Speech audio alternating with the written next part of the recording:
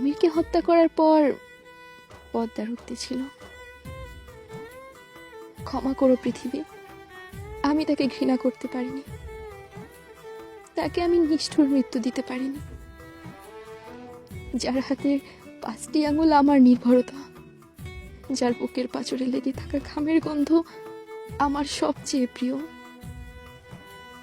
যার উষ্ণ ঠোঁট আমার প্রতিদিনের অভ্যাস,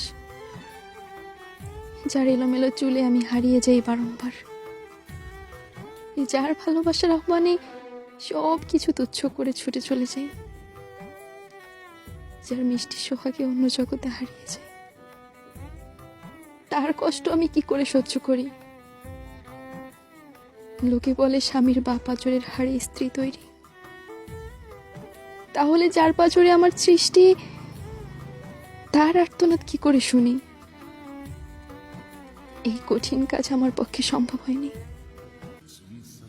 পৃথিবীর সবাইকে বলে দিও, আমার কবরটা যেন আমার স্বামীর কবরের ঠিক বাপাশেই হয়। আমি তাকে ভালোবাসি, যেমন সত্য চন্দ্র সূর্য তেমন সত্য আমি তাকে ভালোবাসি, আমি তাকে ভালোবাসি।